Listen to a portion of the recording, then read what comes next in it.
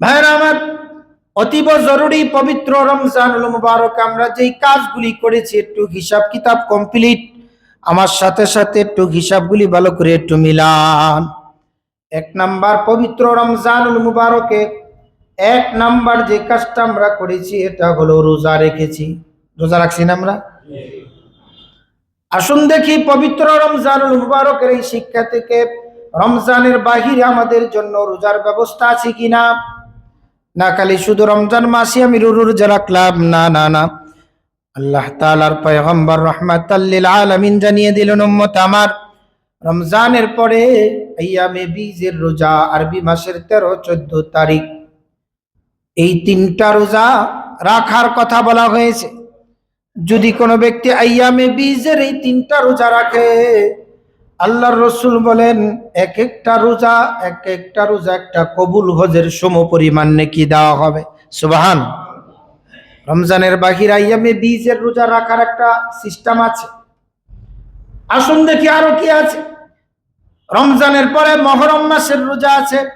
মহরমের 9-10 অথবা 10-11 দুটি রোজা রমজান মাসে আমি রোজা রেখেছি। রমজানের বাহিরে আইয়ামে বীজের রোজা, মহরমের রোজা। রসুল বলেন আমার জন্ম সোমবারে কেউ যদি আমারে মহাব্বত করে সেজন্য সোমবার দিন রোজা রাখে। রসুলের কথা মতন মহাব্বত যদি কারো থাকে সে সোমবার দিন রোজা রাখবে, বৃহস্পতিবার দিন রোজা রাখবে।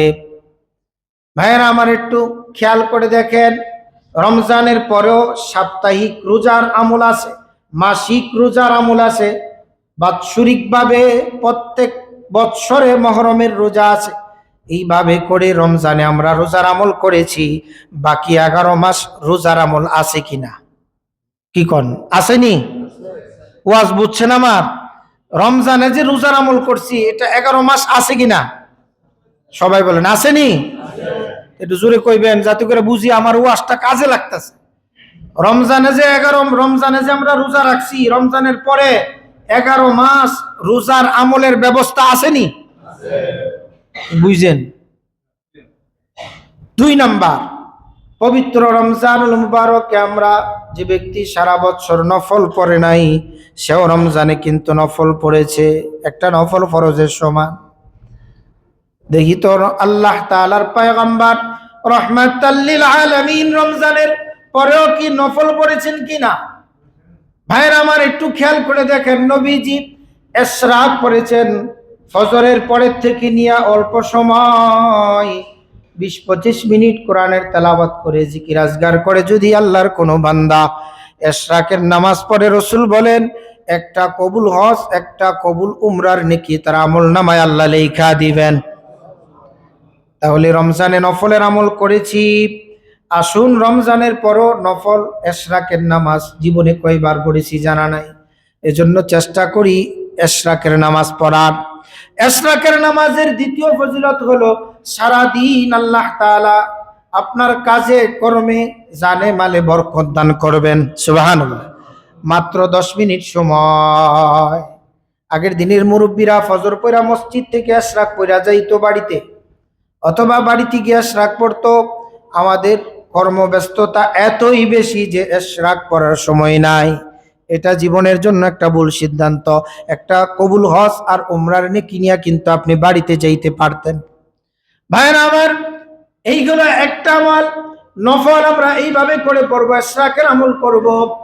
যারা পারি রাতের উঠার অভ্যাস হয়েছে তাহাজ্জুদের আমল করব।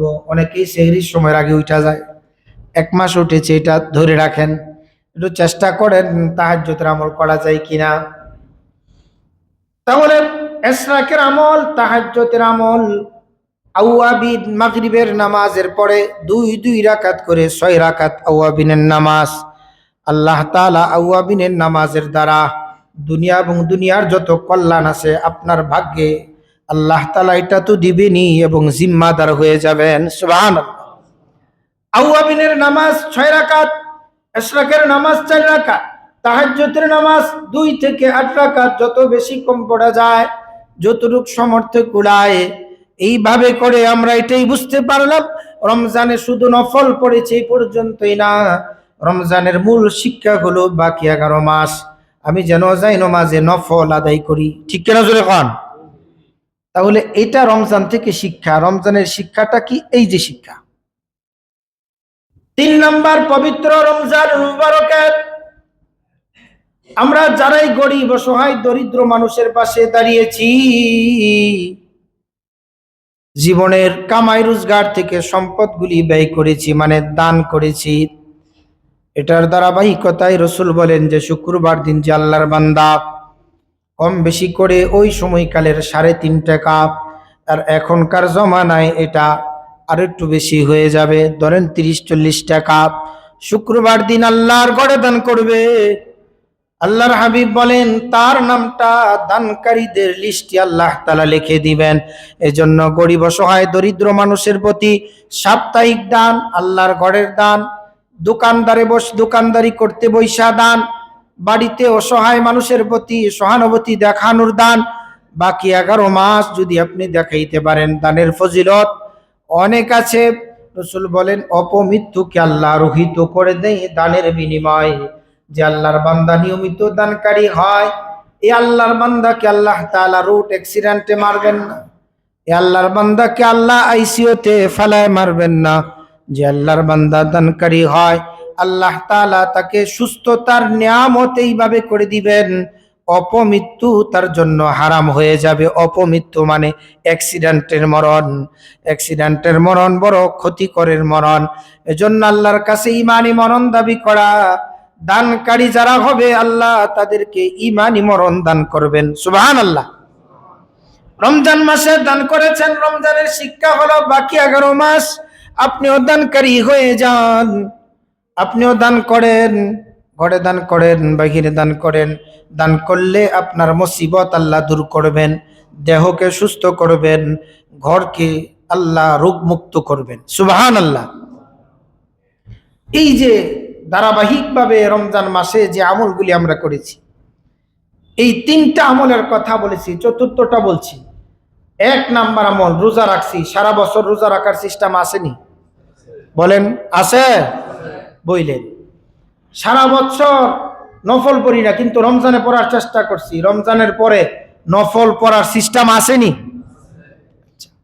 দান করার জন্য রমজান মাসে তো আমরা হিসাব করে টাকা পয়সা আলাদা করে রাখছি, কিন্তু রমজানের পরে দান করা অনেকে বন্ধ করে দিয়ে না। রমজানের পরও এটার ধারাবাহিকতার সিস্টেম আসেনি। শুক্রবার দিন দান করবেন, বিশেষ করে সাপ্তাহিক দান করবেন, ঘরের থেকে দান করবেন। আগের দিনে মুষ্টি চাল মক্তবের হুজুরে দিত, মুষ্টির চাল লইয়া মক্তব পড়ার জন্য মানুষ উল্লাদ করে অথবা কাগজ করে লইয়া হাজির হইত। উদ্দেশ্য ছিল যে চাইলটা হুজুরে দিলে হুজুরে কোরআন শরীফ পড়াই দিব। কি কন আপনারা যারা মুরব্বী আছেন, দেখছেন না এই সিস্টেম ছিল? এই যে মুষ্টির চালটা, এই ঘরের নিয়ত ছিল যে আজকে রান্না করার সময় 1 মুষ্টি রাখলাম, মানে এটা আমার বরকতের জন্য রাখলাম, এটা দান করব। এটার উদ্দেশ্য ওনারা চাউল দিয়ে বুঝাইছে, কিন্তু আসলে বাস্তব হলো প্রতিদিন কিছু না কিছু ব্যবসার থেকে আলাদা করা, 2 টাকা হোক 5 টাকা হোক, মুষ্টি চাইলের মতন করে সপ্তাহে এটা একসাথে দান করে দেওয়া। সুবহানাল্লাহ বলে এই সিস্টেম চালু রাখবেন, ব্যাক পাওয়া লাগবে না। তাহলে এই যে 1 নাম্বার কাজ হলো সারা বছর রোজা রাখছি, সারা মাস রোজা রাখছি, সারা বছর রোজা রাখার সিস্টেম আছে। 2 নাম্বার নফল পড়ছি রমজানে, এখন সারা বছর আমি একটা জিন্দা করি, আচ্ছা এশরাকটাই ধরি না, এশরাকটাই ধরি। আচ্ছা আপনার এশরাকের সমস্যা হয়, সকালবেলা আপনি বাজারে যান না, মাগরিবের পরে 2 রাকাত করে 4 রাকাত পড়েন, আপনি এইটা ধরেন। আচ্ছা এইটা আপনার জামেলা, আপনি রাত 12টার পরে দোকানদারি করে বাড়িতে আসেন, তাহলে আপনি তাহাজ্জুদটা পড়ে ঘুমান 4 রাকাত। তাহলে এক একজনের জন্য এক একটা সিস্টেম আছে। আর যদি আল্লাহ কাউকে সুযোগ দেয়, 3টাই ধরেন। আমি কি বুঝাইতে পারছি কিনা আপনাদেরকে? ধারাবাহিক সিস্টেমটা, যারা 12টা পর্যন্ত ব্যবসা করেন ও তাহাজ্জুদের আমল করেন, আর যারা সকালে ওঠেন ব্যস্ততার বেশি থাকার কারণে এশরাক করতে পারবেন না, আচ্ছা পারলেন না, কিন্তু মাগরিবের পরে সময় নেন যে আপনার কর্মব্যস্ততা শেষ হয়েছে। আর যার ওই টাইমগুলিতে ব্যস্ততা বেশি, তাহলে ফজরের পরে একটু 20 মিনিট বৈশা আপনি এশরাক করে বের হয়ে যান। একটা না 3টার একটা তো ধরবেন, আল্লাহ তৌফিক দেখ, জোরে কোন আমিন। 4র্থ নাম্বার, একেবারে সবচাইতে আকর্ষণীয় যে বিষয়টা, এটা হলো কোরআনে কারীমের তেলাওয়াত। ভাইয়ের আমার, পবিত্র রমজানুল মুবারকে কিন্তু আমরা কম বেশি করে নারী আর পুরুষ কোরআনে কারীমের তেলাওয়াত করেছি। কেউ কেউ 1 খতম 2 খতম 3 খতম পড়েছি। রমজানের বাহিরে আসার পরে কোরআন যে আমরা প্যাকেটিং কইরা গিলাপ লাগায় রেখে দিয়েছি, খবর নাই নাই নাই খবর নাই।